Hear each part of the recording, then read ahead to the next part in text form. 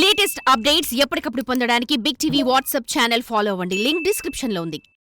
Dasavatharam cinema చాలా మంది చూసే ఉంటారు. అందులో విష్ణుమూర్తి విగ్రహాన్ని చోళరాజులు సముద్రంలో పడేస్తారు. హీరో కమల్ హాసన్ను ఆ విగ్రహాన్ని కట్టేయడం చూసే ఉంటారు. అయితే అచ్చం అలాంటి విగ్రహమే తిరుపతిలో పూజా పునస్కారాలు లేకుండా ఏళ్ల తరబడి వెలవెలబోతుంది. మంచినీళ్ళ గుంట దగ్గర ఓ అరుగుపై శయనించి ఉన్న విష్ణుమూర్తి విగ్రహం అనేక ప్రశ్నలు లేవనెత్తుతుంది. అసలు ఎందుకు ఈ విగ్రహం ఎక్కడ కొలువుదేరలేదు? ఇక్కడ ఎందుకుంది? ఎవరి విగ్రహాన్ని ఇక్కడుంచారు? ఎందుకు ధూప దీప నైవేద్యాలకు నోచుకోవడం లేదు? ఎన్నాళ్ళు ఎలా ఉంచుతారు? చరిత్రకారులు ఏమంటున్నారు వంటి వాటి గురించి మరిన్ని వివరాలు మా ప్రతినిధి తిరుపతి నుంచి అందిస్తారు. ఇప్పుడు చూద్దాం. కలియుగ ప్రత్యక్ష దైవం శ్రీ వెంకటేశ్వర స్వామి వెలిసిన తిరుమల తిరుపతిలో అనేక చారిత్రాత్మక ఆధారాలు కలిగిన అనేక ఘటనలు చోటు చేసుకున్న నేపథ్యం ఉంది. తాజాగా మనము తిరుపతిలోని మంచినీళ్ళ గుంట వద్ద ఉన్నాము. ఇక్కడ మనకు ఒక గోవిందరాజ స్వామి విగ్రహం, ఇటు శయనించి ఉన్న గోవిందరాజ స్వామి విగ్రహం మనకి ఇక్కడ కనిపిస్తుంది. ఈ విగ్రహానికి ఏదో తిరుమలలో చాలా విగ్రహాలు ఉంటాయి, అలాంటి విగ్రహమే ఇది అనుకుంటే పొరపాటు. దీనికి ఏకంగా 1000 సంవత్సరాల చరిత్ర కలిగి ఉంది. ముఖ్యంగా ఈ విగ్రహానికి సంబంధించి రామానుజాచార్యులు ఈ విగ్రహాన్ని ప్రతిష్ఠించాలని నిర్ణయించుకోవడము, ఆ తర్వాత విగ్రహంలో చిన్న భంగం కలగడంతో ఈ విగ్రహాన్ని ఇక్కడే వదిలివేయడం జరిగిందంటారు. కానీ ఎందుకు రామానుజాచార్యులు ఈ విగ్రహాన్ని ఈ స్థానంలో ఏదైతే తిరుపతిలో ప్రతిష్ఠించుకోవాలనుకున్నాడు, గోవిందరాజ స్వామి ఆలయాన్ని ఇక్కడ ఎందుకు ఏర్పాటు చేయాలనుకున్నాడంటే దీని వెనుక పెద్ద చరిత్ర ఉంది. 1100 సంవత్సరాల కాలంలో తమిళనాడులో పెద్ద ఎత్తున వైష్ణవులు శైవుల మధ్య విభేదాలు, పెద్ద ఎత్తున యుద్ధాలు కూడా జరిగాయి. ఈ నేపథ్యంలో చోళులు శైవ మతాన్ని అనుసరించేవారు. ఈ నేపథ్యంలో వారు ఎక్కడ వైష్ణవ దేవాలయాలు ఉన్నా వాటిని విగ్రహాలను ధ్వంసం చేయడమే పనిగా పెట్టుకున్నారు.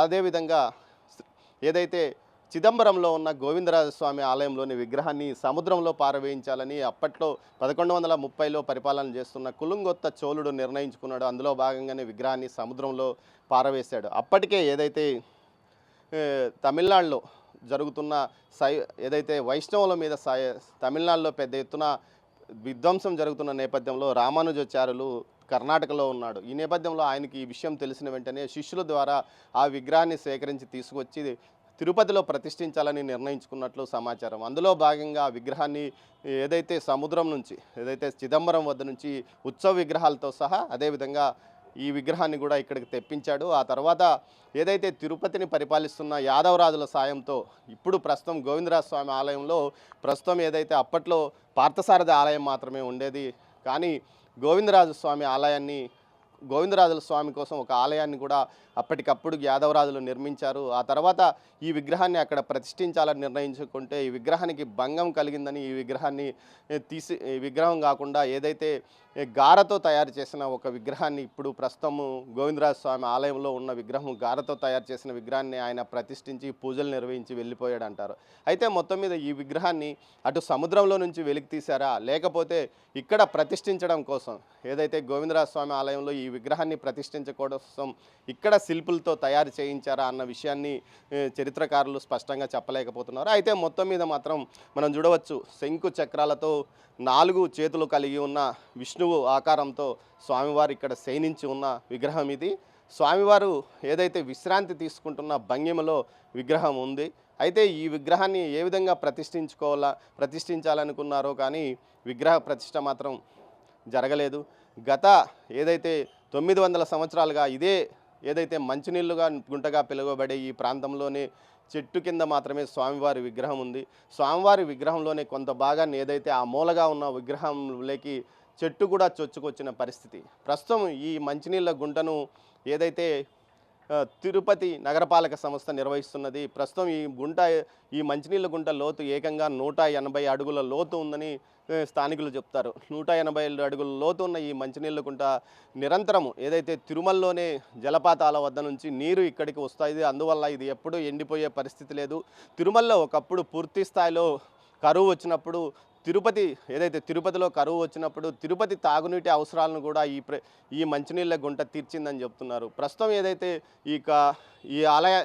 ఈ మంచినీళ్ళ గుంటకు ఉన్న కాంపౌండ్ వాళ్ళను టీటీడీ నిర్వహించింది. నిర్వహణ మాత్రం ఏదైతే నగరపాలక సంస్థ చేస్తుంది. అయితే ప్రస్తుతం అంతా పిచ్చి మొక్కలు, చెత్తా చెదారం, చుట్టుపక్కల ఉన్న ఇళ్ళ వారంతా చెత్తా చెదారం వేయడంతో ప్లాస్టిక్ అదేవిధంగా చెత్త కూడా యథేచ్ఛగా ఈ మంచినీళ్ళ గుంటలో చేరింది. అయితే ఇది తాగునీటి అవసరాల కోసం తిరుపతి వారు ఉపయోగించుకోవాల్సిన అవసరం ఎంతైనా ఉంది. కానీ నిర్వహణ లోపం అడుగడుగునా కొట్టొచ్చినట్లు కనపడుతుంది.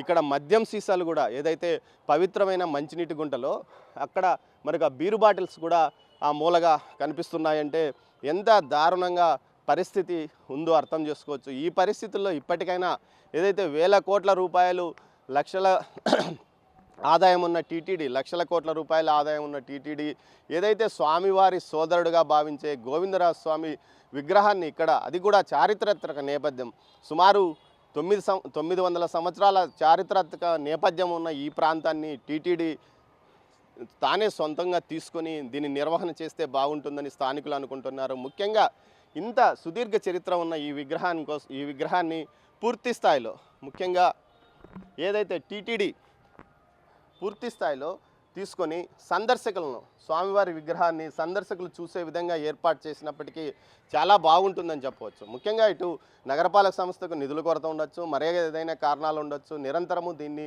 మెయింటైన్ చేసే కెపాసిటీ నగరపాలక సంస్థకు లేనప్పుడు టీటీడీ దీన్ని పూర్తి స్థాయిలో స్వాధీనం చేసుకుని ఈ విగ్రహాన్ని ఏదైతే భవిష్యత్ తరాలు చూసే విధంగా ఏర్పాటు చేయాలని కోరుకుంటున్నారో, అదేవిధంగా ఈ మంచినీటి గుంటను పూర్తి స్థాయిలో వినియోగంలోకి తీసుకొచ్చే అవసరం ఉంది. ఎక్కడెక్కడో తిరుపతి వాసుల తాగునీటి కోసం తెలుగంగ నీటిని సోమశిల నుంచి అటు కండలేరుకు పంపింగ్ చేసి అక్కడి నుంచి ఇక్కడికి తీసుకొస్తున్న నేపథ్యం ప్రస్తుతం కనిపిస్తున్నది. కొన్ని ప్రాంతాలకైనా ఈ ప్రాంతం నీటిని తీసుకువెళ్ళే అవసరం ఉంటుంది. అయితే అవన్నీ ఏమిటిని పట్టించుకోకుండా పూర్తి స్థాయిలో నిర్లక్ష్యంగా వదిలివేశారు. ఒకప్పుడు 100 సంవత్సరాలు, సుమారు 1000 సంవత్సరాల చారిత్రాత్మక నేపథ్యం కలిగిన విగ్రహం ఓవైపు, అదేవిధంగా తాగునీటి వనరు, అతిపెద్ద తాగునీటి వనరు, తిరుపతిలో మిగిలి ఉన్న ఏకైక తాగునీటి వనరైన మంచినీళ్ళ గుంట ఒకవైపు ఉన్న నేపథ్యంలో ఈ రెండింటిని సమన్వయం చేస్తూ ప్రభుత్వం ఎలానూ నిర్వహించలేకపోయినప్పుడు, నగరపాలక సంస్థ నిర్వహించలేకపోయినప్పుడు ఇటు టీటీడీ పూర్తి స్థాయిలో స్వాధీనం చేసుకుని ఈ రెండింటిని నిర్వహించాల్సిన అవసరం ఉంది. ఇంకో విషయం ఏమంటే ఇక్కడ నీటిని ప్రతిరోజు స్వామివారి ఏదైతే గోవిందరాజ స్వామి ఆలయానికి ఇక్కడ నుంచి తీసుకువెళ్తారు అభిషేకానికి, అంటే మూల విగ్రహానికి అభిషేకం చేయకపోయినా ఏదైతే అప్పట్లో శ్రీరంగం నుంచి తెచ్చిన ఉత్సవ విగ్రహాలకు ప్రస్తుతం ప్రతిరోజు అభిషేకం జరుగుతుంది. ఆ అభిషేకానికి కూడా ఈ నీటిని తీసుకెళ్తున్నప్పుడు ఖచ్చితంగా దీనిని టీటీడీ తన స్వాధీనంలోకి తీసుకోవాలి. అదేవిధంగా దీన్ని ఏదైతే ఈ విగ్రహం ఉంది, మూలన పట్టించుకోని విగ్రహాన్ని పూర్తి స్థాయిలో ఏదైతే భక్తులు కానీ లేకపోతే చరిత్రకు సంబంధించిన ఔత్సాహికులు కానీ చరిత్ర ప్రేమికులు కానీ ఇక్కడికి వచ్చి చూసే విధంగా ఏర్పాట్లు చేయాలని కోరుకుంటున్నారు. కెమెరా పర్సన్ పురుషోత్తంతో దామోదర్, తిరుపతి నుంచి. For more videos like this, subscribe Big TV channel.